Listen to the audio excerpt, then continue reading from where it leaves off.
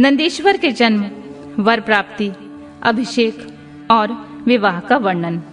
नंदकेश्वर कहते हैं, मुने, वन में जाकर मैंने एकांत स्थान में अपना आसन लगाया और उत्तम बुद्धि का आश्रय ले मैं उग्र तप में प्रवृत्त हुआ, जो बड़े बड़े मुनियों के लिए भी दुष्कर था। उस समय मैं नदी के पावन उत्तर तट पर सुदृढ़ रूप से ध्यान लगाकर बैठ गया और एकाग्र तथा समाहित मन से अपने हृदय कमल के मध्य भाग में 3 नेत्र 10 भुजा तथा 5 मुख वाले शांति स्वरूप देवाधिदेव सदाशिव का ध्यान करके रुद्र मंत्र का जाप करने लगा। तब उस जप में मुझे तल्लीन देखकर चंद्रभूषण परमेश्वर महादेव प्रसन्न हो गए और उमा सहित वहां पधार कर प्रेम पूर्वक बोले, शिलाद नंदन, तुमने बड़ा उत्तम तप किया है। तुम्हारी इस तपस्या से संतुष्ट होकर मैं तुम्हें वर देने के लिए आया हूँ। तुम्हारे मन में जो अभीष्ट हो वह मांग लो। महादेव जी के यूं कहने पर मैं सिर के बल उनके चरणों में लौट गया और फिर बुढ़ापा तथा शोक का विनाश करने वाले परमेशान की स्तुति करने लगा। तब परम कष्टहारी वृषभध्वज परमेश्वर शंभु ने मुझ परम भक्ति संपन्न नंदी को, जिसके नेत्रों में आंसू छलक आए थे और जो सिर के बल चरणों में पड़ा था, अपने दोनों हाथों से पकड़कर उठा लिया और शरीर पर हाथ फेरने लगे। फिर वे जगदीश्वर, गणा अध्यक्षों तथा हिमाचल कुमारी पार्वती देवी की ओर दृष्टिपात करके मुझे कृपा दृष्टि से देखते हुए यूं कहने लगे, वत्स नंदी, उन दोनों विप्रों को तो मैंने ही भेजा था महाप्राज्ञ। तुम्हें मृत्यु का भय कहाँ? तुम तो मेरे ही समान हो, इसमें तनिक भी संशय नहीं है। तुम अमर, अजय, दुख रहित, अपव्यय और अक्षय होकर सदा गणनायक बने रहोगे तथा पिता और सुहृद वर्ग सहित मेरे प्रियजन होगे। तुम में मेरे ही समान बल होगा। तुम नित्य मेरे पार्श्व भाग में स्थित रहोगे और तुम पर निरंतर मेरा प्रेम बना रहेगा। मेरी कृपा से जन्म, जरा और मृत्यु तुम पर अपना प्रभाव नहीं डाल सकेंगे। नंदीश्वर कहते हैं, मुने, यूं कहकर कृपा सागर शंभु ने कमलों की बनी हुई अपने शिरोमाला को उतारकर तुरंत ही मेरे गले में डाल दिया। विप्रवर, उस समय माला के गले में पड़ते ही मैं 3 नेत्र और 10 भुजाओं से संपन्न हो गया तथा शंकर सा प्रतीत होने लगा। तदनंतर परमेश्वर शिव ने मेरा हाथ पकड़कर पूछा, बताओ अब तुम्हें कौन सा उत्तम वर दूं? फिर उन वृषभध्वज ने अपनी जटा में स्थित हार के समान निर्मल जल को हाथ में ले तुम नदी हो जाओ यूं कहकर उसे छोड़ दिया। तब वह जल उत्तम ढंग से बहने वाली स्वच्छ जल से परिपूर्ण महान वेगशालिनी दिव्य रूपा 5 सुंदर नदियों के रूप में परिवर्तित हो गई। उनके नाम है जटोदका, त्रिस्त्रोता, वृषध्वनि, स्वर्णोदका और जम्बू नदी। मुने, यह पंचनद शिव के पृष्ठभाग की भांति परम शुभ है। महेश्वर के निकट इसका नाम लेने से यह परम पावन हो जाता है।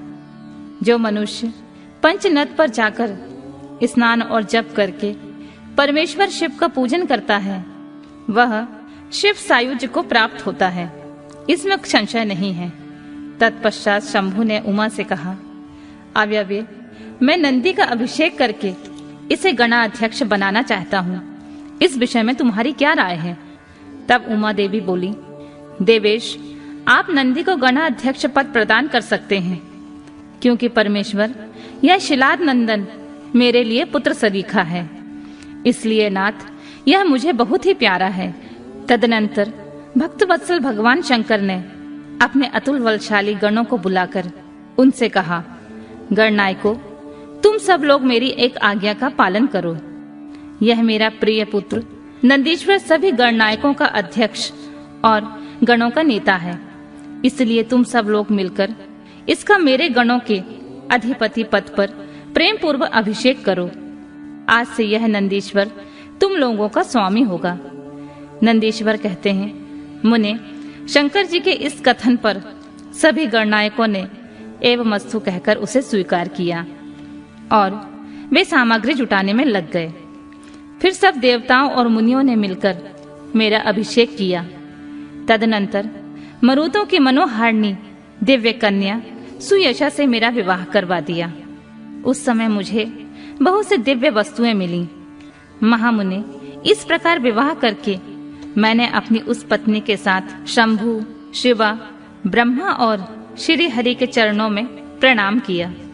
तब त्रिलोकेश्वर भक्त वत्सल भगवान शिव पत्नी सहित मुझसे प्रेम पूर्वक बोले। ईश्वर ने कहा, सतपुत्र, यह तुम्हारी प्रिया सुयशा और तुम मेरी बात सुनो। तुम मुझे परम प्रिय हो, अतः मैं स्नेह पूर्वक तुम्हें मनोवांछित वर प्रदान करूंगा। गणेश्वर, नंदीश, देवी पार्वती सहित मैं तुम पर सदा संतुष्ट हूँ। इसलिए वत्स, तुम मेरा उत्तम वचन श्रवण करो।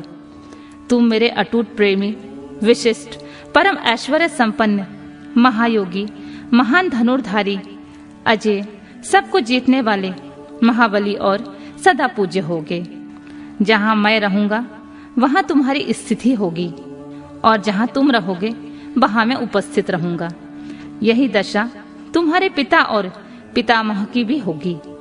पुत्र, तुम्हारे ये महाबली पिता परम ऐश्वर्यशाली मेरे भक्त और गणाध्यक्ष होंगे। वत्स, ये ही नियम तुम्हारे पितामह पर भी लागू होंगे। अंत में तुम सब लोग मुझसे वरदान प्राप्त करके मेरा सानिध्य प्राप्त करोगे। नंदीश्वर कहते हैं, मुने, तत्पश्चात महाभागा उमा देवी वर देने के लिए उत्सुक हो मुझ नंदी से बोली, बेटा, तू मुझसे भी वर मांग ले, मैं तेरी सारी अभिष्ट कामनाओं को पूर्ण कर दूंगी। तब देवी के उस वचन को सुनकर मैंने हाथ जोड़कर कहा, देवी, आपके चरणों में मेरी सदा उत्तम भक्ति बनी रहे। मेरी याचना सुनकर देवी ने कहा, एवमस्तु, ऐसा ही होगा। फिर शिवानंदी की प्रियतमा पत्नी सुयशा से बोली, वत्से, तुम भी अपना अभीष्ट वर ग्रहण करो। तुम्हारे 3 नेत्र होंगे, तुम जन्म बंधन से छूट जाओगी और पुत्र पोत्रों से संपन्न रहोगी, तथा तुम्हारी मुझ में और अपने स्वामी में अटल भक्ति बनी रहेगी। नंदीश्वर कहते हैं, मुने, तदनंतर शिव जी की आज्ञा से परम प्रसन्न हुए ब्रह्मा, विष्णु और समस्त देवगणों ने भी प्रेम पूर्वक हम दोनों को वरदान दिए। तत्पश्चात परमेश्वर शिव कुटुंब सहित मुझे अपनाकर तथा उमा सहित वृष पर आरूढ़ होकर संबंधियों एवं बांधवों के साथ अपने निवास स्थान को चले गए। तब वहां उपस्थित विष्णु आदि समस्त देवता मेरी प्रशंसा तथा शिव शिवा की स्तुति करते हुए अपने अपने धाम को चल दिए। वत्स, इस प्रकार मैंने तुमसे अपने अवतार का वर्णन कर दिया। महामुने, यह मनुष्यों के लिए सदा आनंददायक और शिव भक्ति का वर्धक है। जो श्रद्धालु मानव भक्ति भावित चित्त से मुझ नंदी के इस जन्म वर प्राप्ति, अभिषेक और विवाह के वृतांत को सुनेगा अथवा दूसरों को सुनाएगा तथा पढ़ेगा या दूसरों को पढ़ाएगा, वह इस लोक में संपूर्ण सुखों को भोगकर अंत में परम गति को प्राप्त होगा।